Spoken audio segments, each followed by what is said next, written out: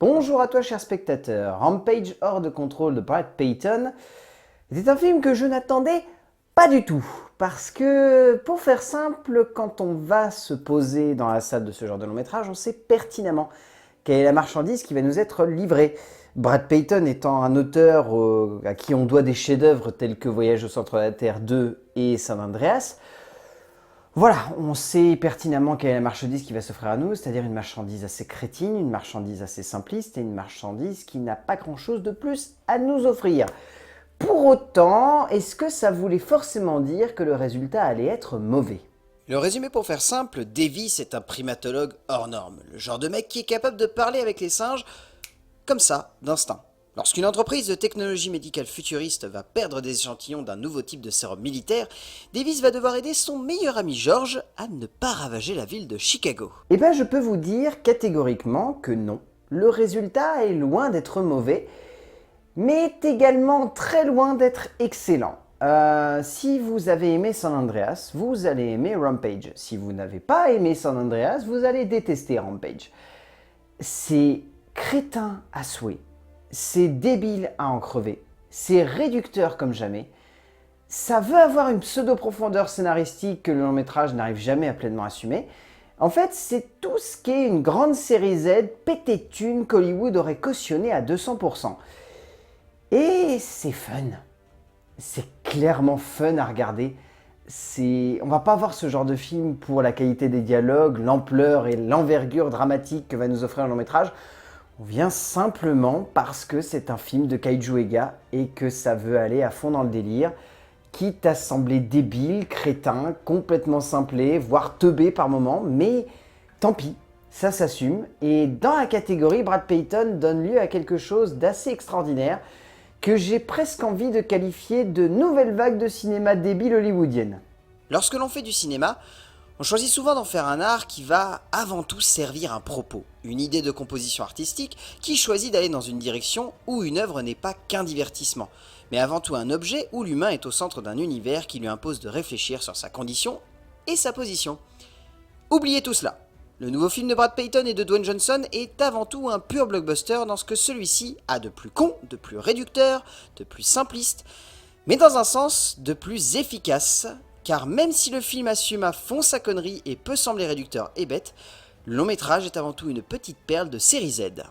En termes d'écriture, comment vous dire, ils s'y sont quand même collés à 4 pour écrire le scénario. Ryan Engel, Carlton Cuse, Ranji Condell et Adam Slitzekill. Très difficile à prononcer d'ailleurs comme nom. À 4.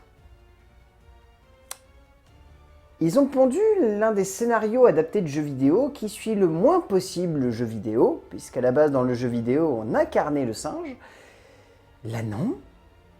Et qui plus est, c'est pas le centre en fait du film, ce qui est plutôt une bonne idée en soi quand on veut adapter un jeu vidéo, c'est de s'approprier le matériel au point d'en déformer la structure de base pour en livrer un potentiel cinématographique.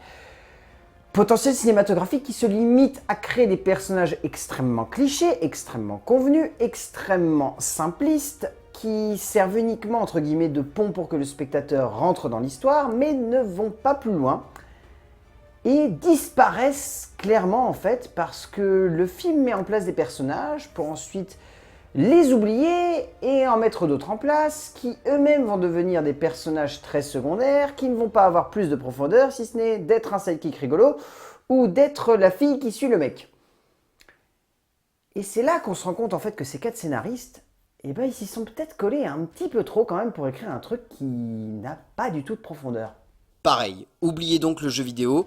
Les auteurs de ce film ont souhaité simplement en tirer une essence qui soit extrêmement simpliste, mais pourtant, et c'est en cela que l'écriture surprend, on sent qu'ils veulent tout de même y mettre de la profondeur. Une réflexion sur l'armée américaine et sur le surarmement, justement, ou même sur les multinationales.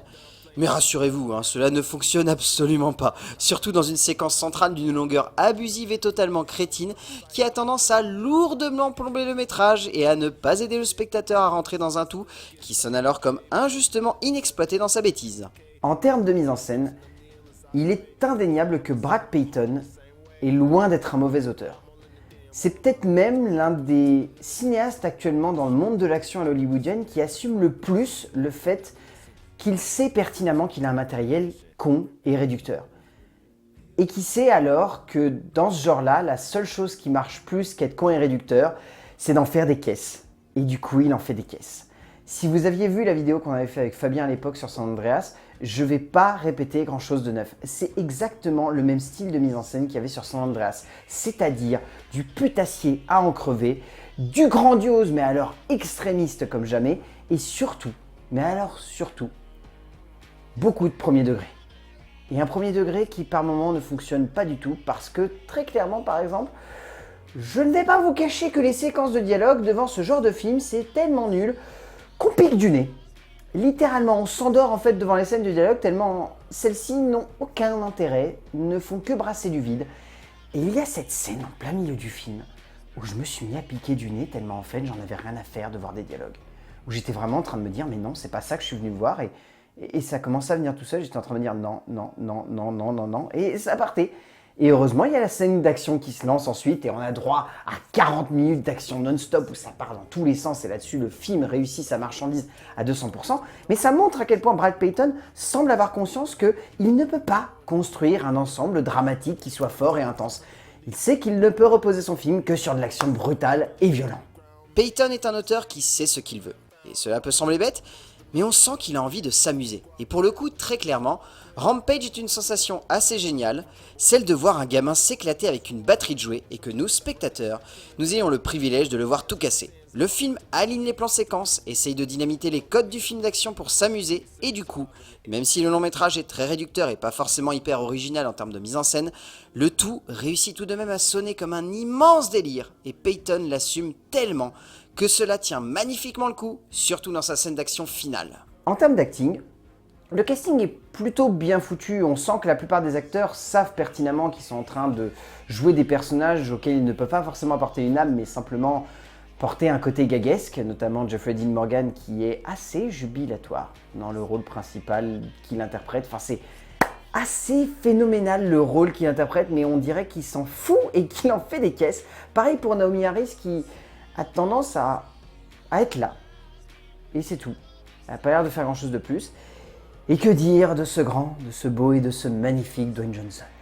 Il est étrange de voir que Dwayne Johnson, comme le disait si bien Critique Masqué, choisit un peu ses rôles en fonction du délire qui est mis en place. Et sa troisième collaboration avec Peyton offre là un sacré bout de divertissement putassier et assez badass dans le genre.